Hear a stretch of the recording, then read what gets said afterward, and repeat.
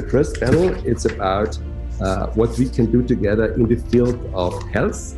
Markus Hengschläger will chair this panel. Thank you so much, Markus, for doing this job for us. Well, thank you very much. I interpret my role as taking care that really enough questions are going on here. So I think the first part of the whole panel should be that the idea to induce questions. So I ask Pete and Shafi and later on Doris and Franz and Robin to make some inputs, probably a little bit provocative, so that we can then start discussing on it in the second part of the panel. And we open the discussion in the second part for everybody. Pete, your turn, your 5 minutes. Looking forward. People are starting to realize that their health can be serviced on demand. And that's put a huge strain on a traditional healthcare service, especially the ones that we have set up in the UK. I believe the consumer have just had, in the last 5 weeks, their 2008 banking moment for healthcare. And the last 5 or 6 weeks have been incredibly demanding on the healthcare services, but then it's now being entirely driven by the consumer. It's not being driven by pharmaceutical or traditional medical services, which is amazing. We will not go back in the future. We will not go back to the way healthcare was done before January, February, and March this year. It's also exposed from a patient's point of view, and we're hearing this from the front line and also from our own patients, massive inequalities in the healthcare market, huge inequalities.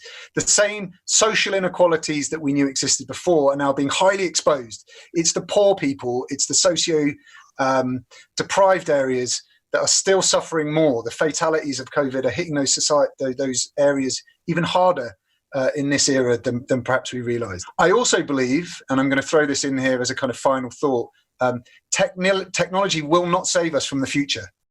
AI and data did not predict that the world was going to hit 13 million cases of a pandemic this time last year. Technology has not prevented COVID from happening. It's servicing the way that it's being treated, but it's not prevented it. Healthcare will change dramatically for the better, I'm hoping. So let's talk about clinics. We're now to virtual clinics, as Peter alluded to earlier. We used to run clinics all the time in my hospital, in surgical clinics. Now it's telephone triage, it's virtual clinics. Patients won't need to be coming to hospital anymore. Peter alluded to social care. I totally agree. Social care has been found out big time. Lack of investment in the UK, lack of support, and we're suddenly realising actually we don't put enough resources into managed social care better. So hopefully that will come out of this kind of conversation over the next few months with governments around the world, all trying to figure out that kind of inequity of care. Technology aside, I think technology has been useful. I agree with Pete in certain areas. I think it's been found out a little bit.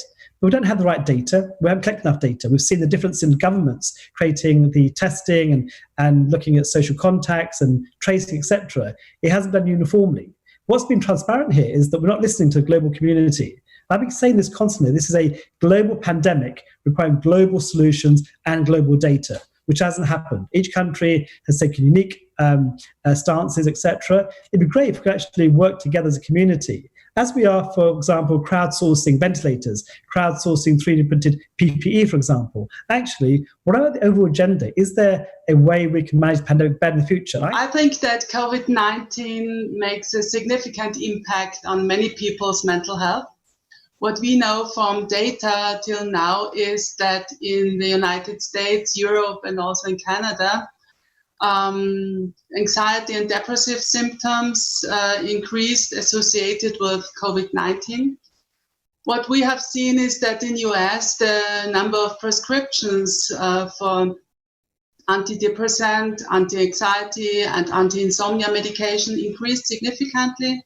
We expect more symptoms in the terms of post-traumatic stress disorder in the next months. This will be not the last pandemic. I think there's a danger that due to increased population globally, that there could be a kind of a pull factor for such pandemics, so that we will see pandemics happen in more often than in the past. The vaccination strategy for the future will be interesting. So in Austria, we know there is around vaccination rate for seasonal flu of only 8%, which is quite low. And I think there will be the discussion starting in the future whether we will have a compulsory vaccination or we have to increase this vaccination rate. It's too low. There will be available, hopefully, a COVID vaccination within the next month or year, probably. And then I think we will have the discussion on the table, will it be compulsory for the population? It is very important in my eyes that the approval process is very clear, and because many people globally will get these vaccines. There will be ones from more than one supplier probably, and we have to avoid any side effects or long-term side effects. So on the one side, we have a big pressure on the authorities to accelerate the approval. On the other hand, I think we have to be very careful not to release a vaccine which would not be safe on the long run. People like myself, we're immunosuppressed. And so anytime you go into any type of medical care establishment, you are at risk of catching something just because you are in that environment. And so we're seeing a lot more companies moving things like Remicade or even chemotherapy now into the home. Now take this one step further. We're seeing some of our giant payers, companies like Humana, they are moving chronic kidney care into the home, like late stage disease, things like dialysis, which is much more effective. And again, it dramatically cuts costs for everybody involved. It is so much cheaper for a patient to receive healthcare in their home than to have a brick and mortar establishment, because hospitals cost a lot of money to run. And there was a big discussion going on. What would be the better choice? Let the politicians talk to the society, or let the experts talk to the society? And this discussion is currently really going on a level, because in our neighboring country, in Germany, it really runs totally different to Austria. In Austria, all the communication is done by politicians, more or less, and in Germany, everything is done by experts, and they let just experts talk to the society, on television, on radio, and the newspapers, etc., etc. Because, all these information, you need to be informed to take your decision at the moment, either on the internet or on the TV or whatever. Who should be the people? What do you think, in the next period of time to make clear what needs to be done? Politicians or experts? Transparency and honesty. That's the key. It doesn't matter who does the conversation, who communicates. What we're expecting is a transparent, honest appraisal, raising hands if they got it wrong, raising issues if they made errors, but asking the community to support them in that sense. That's what's missing. And that's the problem that we're facing. We want honesty, transparency. I don't mind who communicates that, but that's the kind of what we expect as a public and a community. I had this one last question. I would be interested in on the health panel whether you think that when vaccination, for COVID-19 or for the SARS-CoV-2 virus or for Corona is already, established, probably at, spring 2021, do you think that should be by choice, or that should be, compulsory, mandatory, whatever? I mean, probably everybody could give his opinion on that. Do you think that under certain circumstances we should say there's a need for no discussion, or is it all behavioral economics and we try it via nudging to convince people by communication that would be a good idea?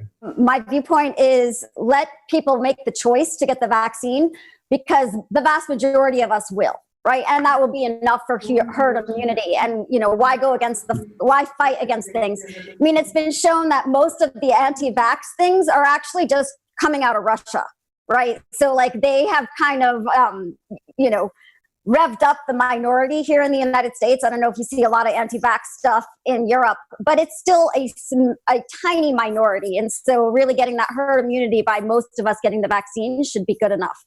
Thank you all so much, everyone who was on the health panel there. Some fantastic stuff. I got some really interesting things out of that. I think Shafi said that, this is a global pandemic.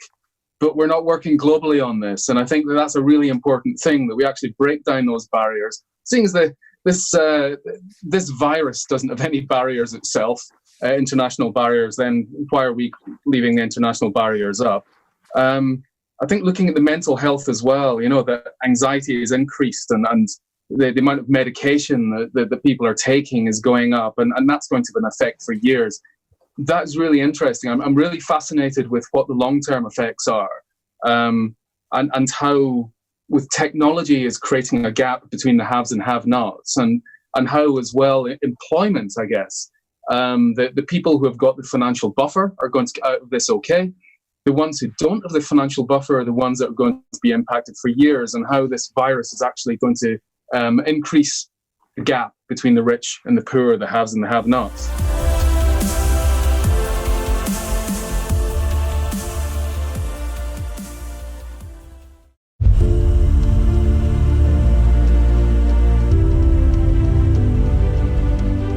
In my panel, I want to introduce the first speaker, and the first speaker will be the founder from Shazam, Shiraz Mukherjee. Digital transformation is over. We have all been fast forwarded into fully virtual, whether we like it or not. I tend to be relentlessly optimistic about the future, and I think that in business, conventionally, the companies or the entities who control valuable assets will make disproportionate returns. And my bet is that it's the companies, but more importantly, the individuals who build the confidence in learning how to learn. Those are the entities, those are the institutions, those are the organizations which will be the winners. And so my mission, what I'm trying to do, is to convey that confidence, that willingness to take on this challenge, and this mindset of self-efficacy to the people that I'm interacting with. Now I would like to hand over to Sunny Grunewald. Sunny Grunewald is the managing partner of Inspira 925, board member of 3 Swiss companies, and the associate of the executive MBA Digital Leadership at the HWZ University in Zurich.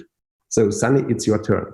I want to share an experience that I had 2015-16 when I'm based out of Zurich, Switzerland, grew up here, spent then 4 years in the States doing my studies there on economics at Yale, and came back to Zurich to start a company.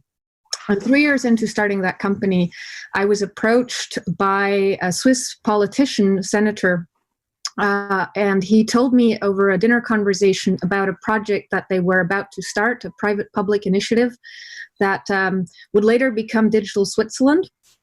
The idea being of this private-public initiative in 2015 that it's important for corporations across industry sectors and also for public actors as well as academic actors to come together and to understand what within the Swiss ecosystem could one do together to strengthen Switzerland as a location around the topic of digital innovation. But I think that this model of private-public initiatives, of multi-stakeholder initiatives, I think that right now we are seeing, particularly with a focus on public health, a lot more of these type of initiatives emerging. And I'm very much with what Shafi earlier said in his talk, where this is a global pandemic. And of course, it will require a global response.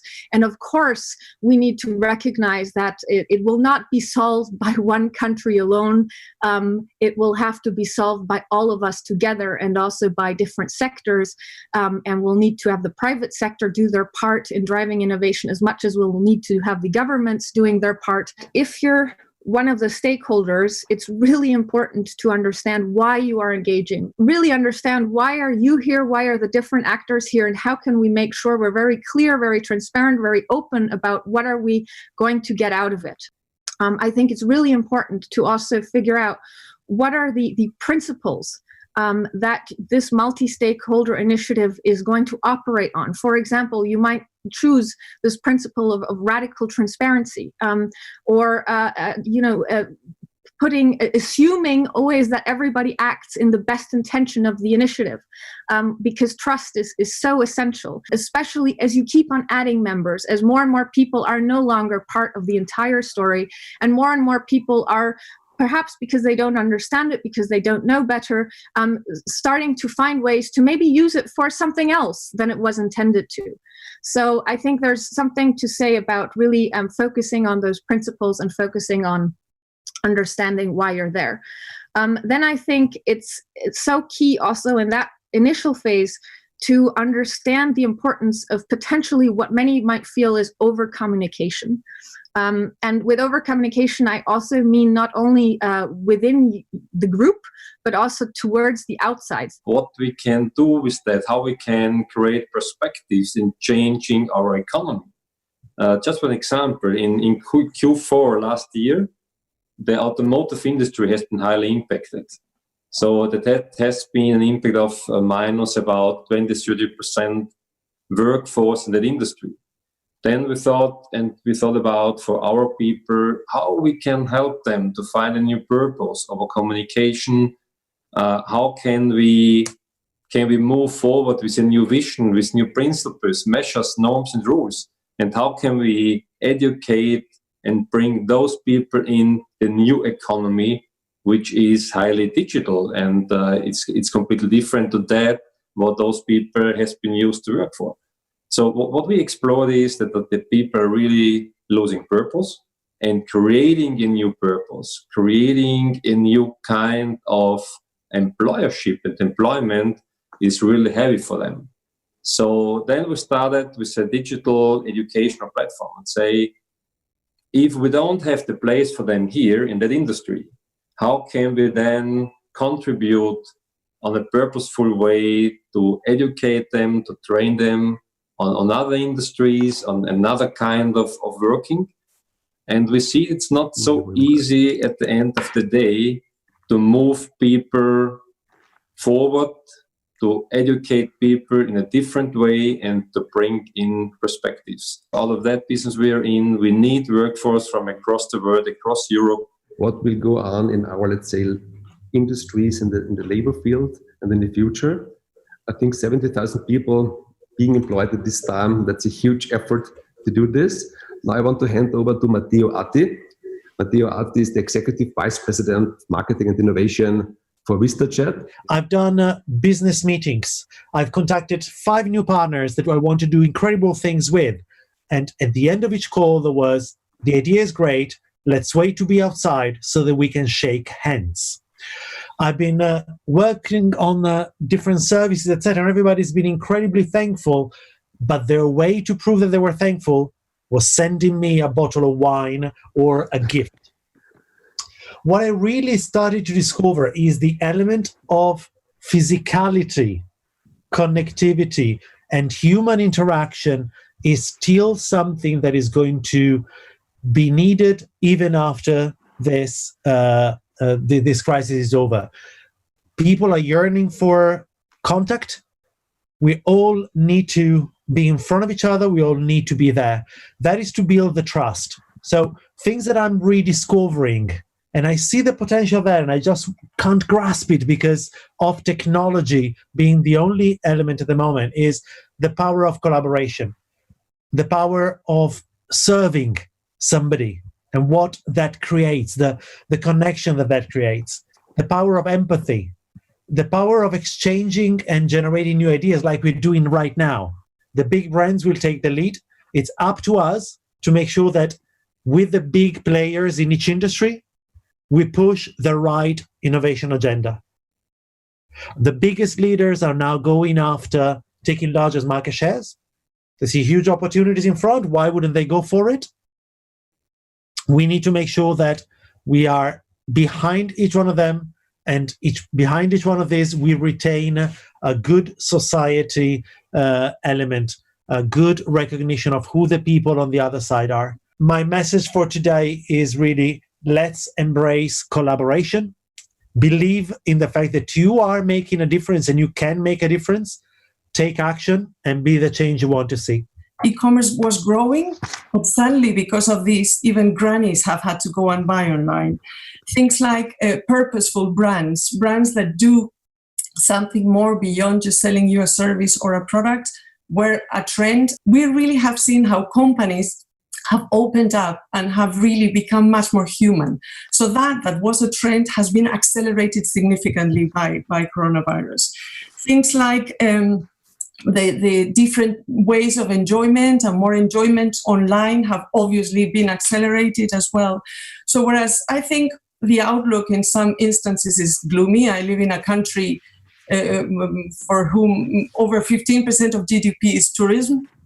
Imagine now this year is really, we have a gloomy outlook in Spain for that. But I think what companies need to do is leverage that acceleration and actually recognize these changes and act quickly upon them.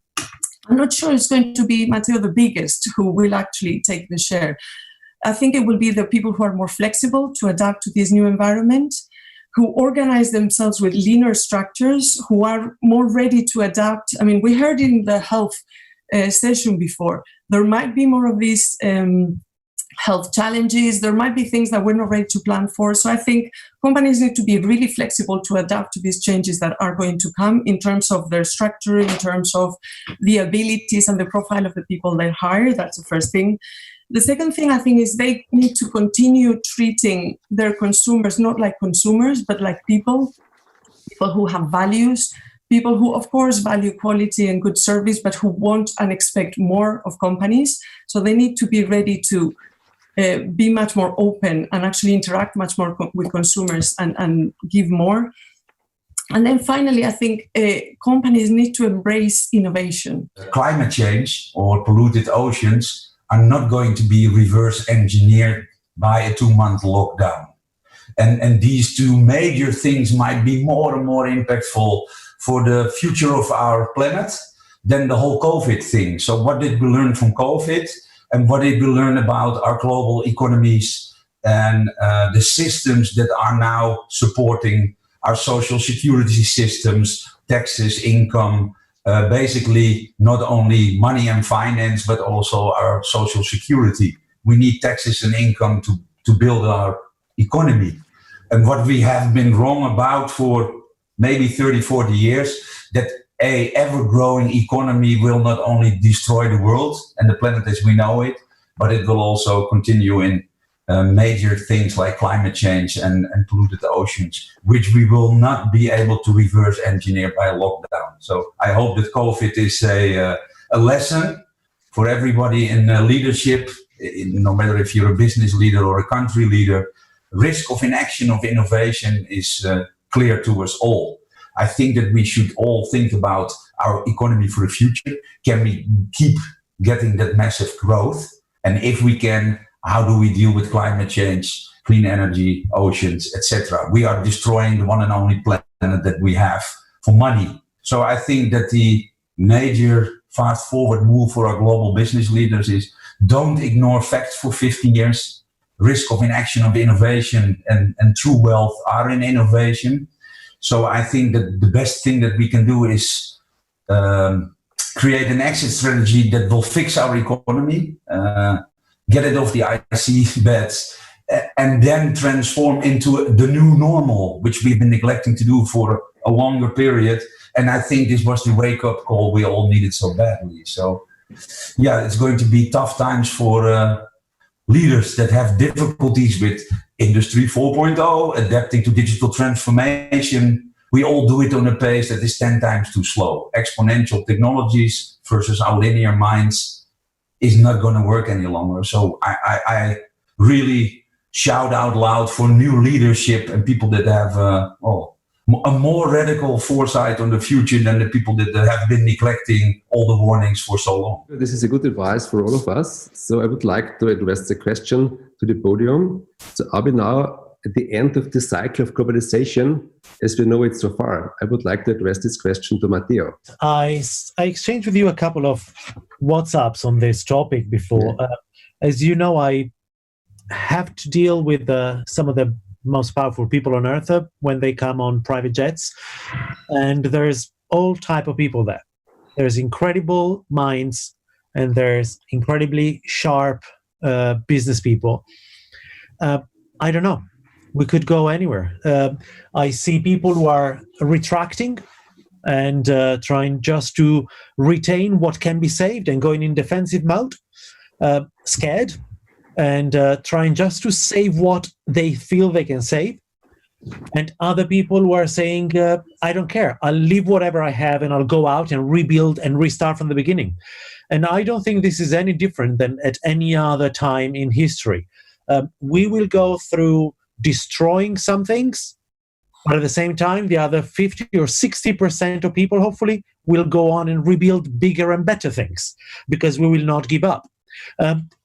It's all about human beings, and human beings are social animals.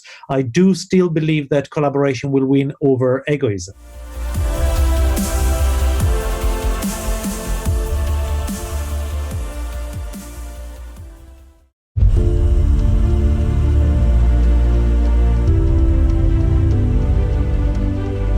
We're going to go straight into our next panel.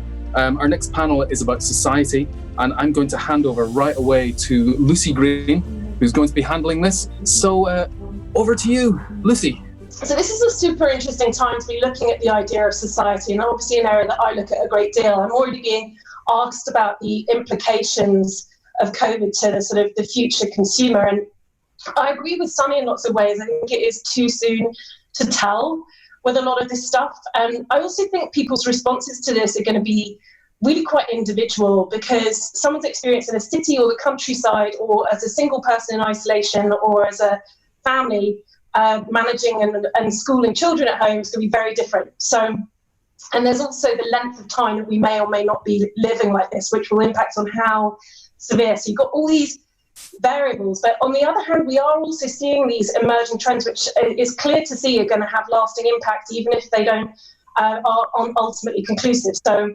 working from home, once seen as a sort of luxury in traditional businesses, is now, I think, going to become a mandate or something that is widely accepted.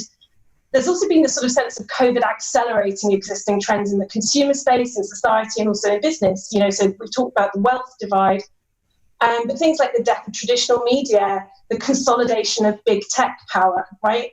And also accelerating this sense of anxiety. We've seen this idea of the anxiety economy, promoting investing in well-being, in gadgets that monitor our air quality, and fear about the world around us.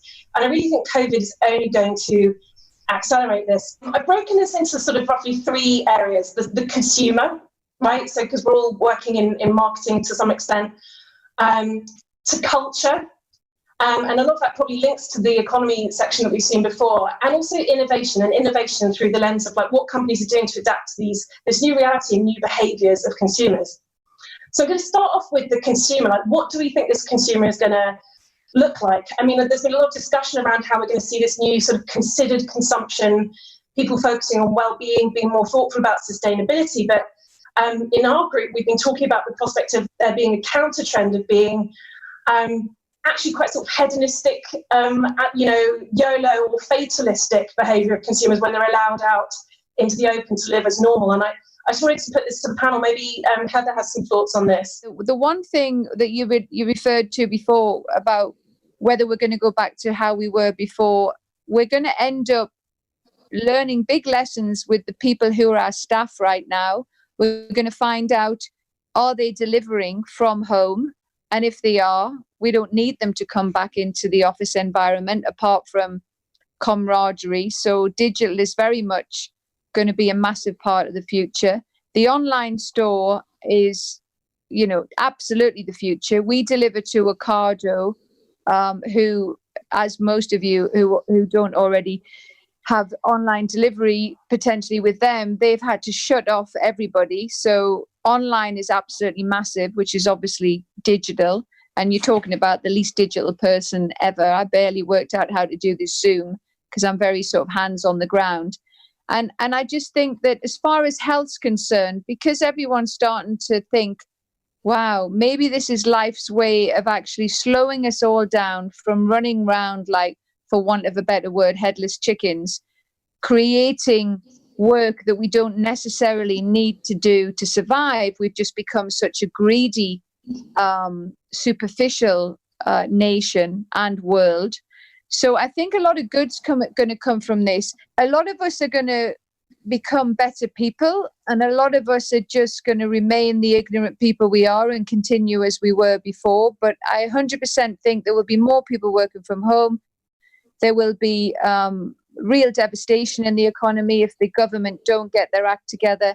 They mustn't make the move of pulling everyone out of isolation, understandably, until the NHS can cope. But if they leave it too long, it's going to be near on irreparable. I'm going to speak especially from a US perspective because that's obviously where I'm based. But right now, the US is looking at the highest unemployment figures since the Great Depression. About 1 in 5 Americans is currently unemployed. That's how rapidly jobs and income have completely disappeared. Obviously when we talk about the consumer, we're talking about a highly segmented group. And there are the people that can continue to consume, and there are the people who now are desperate as to how they're going to survive. So I think that's the first very fundamental thing that has to be taken into account, because what I'm talking about is also true for the UK, it's true for Europe. The ability to spend, the ability to consume is now non-existent for very large amounts of the population. The second thing, which is absolutely correlated with that, is that the pandemic has both exacerbated and demonstrated income inequality like nothing else. People wanted to predict the future, they failed. They failed in predicting which products consumers will buy. I just say iPhone, all the big guys predicted it doesn't work. So if we predict the future in behavior, it's going to be even more difficult because it's about people. And if we talk about people and consumer, they are just part of a society. And consumers, and thank you, Cindy, they discover now, if they haven't already discovered it with globalization and digitalization, there's two parts. There's always two parts in the world. And the rich and the poor, those who believe, those who don't believe. And what we see is a really difficult situation for politicians. If politicians do not gain trust in what they do, consumers and people, I go away from consumers to people will either come to a mode of mistrust and anxious fear, paranoia even. And if this happens and we are not able to give them what they need, they will probably end up like we've seen in France with the riots of the Yellow Vests. I do not think this is a future that we want. So if we are not able, and who is society, if our leaders are not able to solve these problems between the poor and the rich, we will not have consumers of the same type, but we will have people who take their right to take everything they need, and the others, they will see in their individual way how they can get away with what they have already today. Yeah. So I'm with you, Cindy. This is the most important problem because we are not consumers of the same type, but we have problems that we have to solve, like the ecological problem. Again, we have to solve this problem of society. If this is not changed, every prediction for the consumer will be difficult and probably wrong. And the British system is dependent on over 90% of small businesses to keep our economy alive. And exactly what Cindy said, the big powerful ones get the money, who don't generally pay the taxes here anyway, just to keep them active. And these small family businesses who are so desperate to stay alive because they're passionate that they will mortgage their homes and get themselves into horrific debt just to keep alive through this COVID-19. So that's a really quick solution that needs to be shouted about, that the government are trying to do the best they can. It's not quick enough, it's not good enough, and they need to dictate to the banks, because the banks outside of the government-backed ones are raping the small businesses and profiteering from them. It's horrific. especially in the US now, where there are states who are adamant about we're going to open up and we're going to go back to business, and we have to take care of these small businesses who've been shut down, and we have to support them in ways because they won't get the money through the channels that they normally should to be able to survive, is that we have this rush toward cash and commerce that's at the expense of care. And if we look at that, this is an opportunity for innovation where we need to look at how do we start to rethink the processes that we have for doing business. I mean, not every business can go immediately online. So do we look at something that's a different way that we serve customers? Do we look at how we can extend what we do into a different type of market? And I think there's a big opportunity in looking at what we do and saying everybody in every company knows that things are going to change. So employees are ripe for change. Leaders know that they can't continue what they've done in the past because what works, just won't work going forward, and the whole dynamics of how we do business in this environment is different. So as people are ripe for this, this is where we have a big opportunity. Now, as we typically look at innovation, we focus it around research and development, things that have a long lead time and generally take a lot of investment to make happen. But if we start to shift how we look at it and say, how can we innovate in the other 90% of the business and where we do work, we now all of a sudden have a tremendous pool of intellect, of experience, of people who know our customers, who have a way to come up with new ideas and change. There's different ways to serve people that build that human connection and that bond that are still considered innovative, that really help to put the companies into a trajectory of recovery at a faster rate as we come out of this. I'm optimistic about what comes out of this. And I think that we are going to see some incredible changes in how we look at business, how we look at climate, how we look at the expectations of just how people communicate. I think those purpose-driven brands are really going to rise to the top that hadn't made that a priority before, or maybe were on the fence. They're now seeing why that's such an important part of how they do business. And I don't think every part of it has to involve money. I think a lot of what you do, Heather, is natural, that it takes capital to do this. I think part of it is the story that we tell. To Igor's point, we see what happens when you don't innovate. It's the cost of not taking action. And I think especially in an industry like plant-based foods, we can see that overall impact to what it has on to the climate. We see what it has to do with the environment. We see what it has to do with people's consumption habits and how they take care of their physical health, their mental health. I think a big part of it is how we change point of views, is the story that we tell and the impact that the change can have. And I think sometimes with pitches and with investment stories, it's not telling a big enough story about the impact that can be had there.